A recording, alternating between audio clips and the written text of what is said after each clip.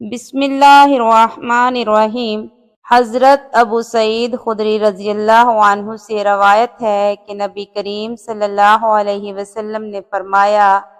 ایک مسلمان کوئی رنج، کوئی دکھ، کوئی تکلیف، کوئی اذیت اور کوئی غم نہیں پہنچتا اس کو، یہاں تک کہ وہ کانٹا جو اسے چبھے، مگر اللہ تعالیٰ ان کے سبب اس کے گناہوں کو مٹا دیتا ہے۔ حضرت عبداللہ بن مسعود رضی اللہ عنہ نے کہا کہ رسول کریم صلی اللہ علیہ وسلم نے فرمایا، نہیں پہنچتی مسلمان کو کوئی مرض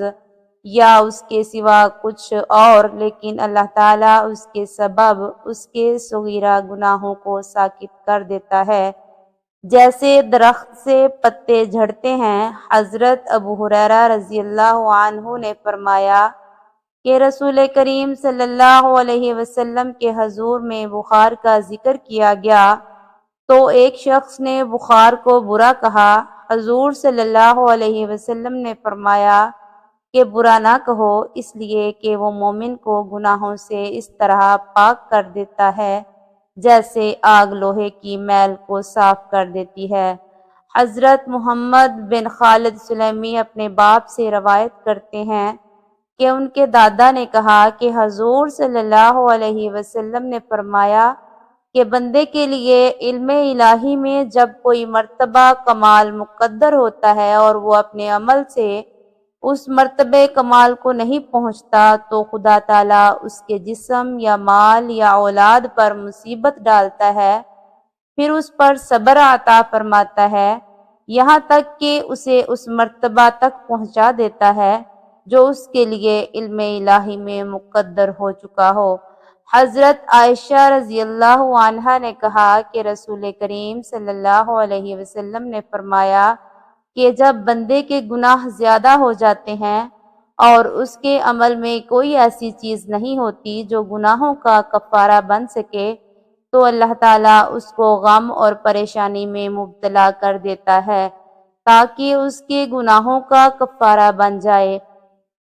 حضرت سعد رضی اللہ عنہ نے فرمایا کہ نبی کریم صلی اللہ علیہ وسلم سے دریافت کیا گیا کہ کون لوگ سخت بلاؤں میں مبتلا ہوتے ہیں؟ حضور صلی اللہ علیہ وسلم نے فرمایا، سب سے پہلے انبیاء کرام، پھر ان کے بعد جو افضل ہیں، یعنی حسب مراتب آدمی کا دین کے ساتھ جیسا تعلق ہوتا ہے اسی اعتبار سے بلا میں مبتلا کیا جاتا ہے۔ اگر دین میں سخت ہے تو بلا بھی اس پر سخت ہوگی، اگر دین میں کمزور ہے تو اس پر آسانی کی جاتی ہے۔ یہی سلسلہ ہمیشہ رہتا ہے، یہاں تک کہ زمین پر وہ یوں چلتا ہے کہ اس پر کوئی گناہ نہیں رہتا۔ حضرت جابر بن عتیق رضی اللہ عنہ نے کہا کہ رسول کریم صلی اللہ علیہ وسلم نے فرمایا کہ خدا تعالیٰ کی راہ میں قتل کے علاوہ 7 شہادتیں ہیں، جو طاعون میں مرے شہید ہے، جو ڈوب کر مرے شہید ہے، جو ذات الجنب یعنی نمونیا میں مرے شہید ہے، جو پیٹ کی بیماری میں مرے شہید ہے، جو عمارت کے نیچے دب کر مرے شہید ہے، اور جو عورت بچہ کی پیدائش کے وقت مر جائے وہ بھی شہید ہے۔ الحاصل بیماری سے بظاہر تکلیف پہنچتی ہے لیکن حقیقت میں وہ بہت بڑی نعمت ہے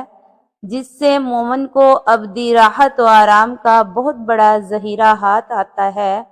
اس لیے کہ یہ ظاہری بیماری حقیقت میں روحانی بیماری کا ایک بڑا زبردست علاج ہے، بشرطیہ کہ آدمی مومن اور سخت سے سخت بیماری میں صبر و شکر سے کام لے۔ اگر صبر نہ کرے بلکہ جزا فضا کرے تو بیماری سے کوئی فائدہ نہیں پہنچے گا، یعنی ثواب سے محروم رہے گا۔ بعض نادان بیماری میں نہایت بیجا کلمات بول اٹھتے ہیں اور بعض خدا تعالیٰ کی جانب ظلم کی نسبت کر کے کفر تک پہنچ جاتے ہیں، یہ ان کی انتہائی شقاوت اور دنیا اور آخرت کی ہلاکت کا سبب ہے۔ العیاذ باللہ، جزاکم اللہ خیرا۔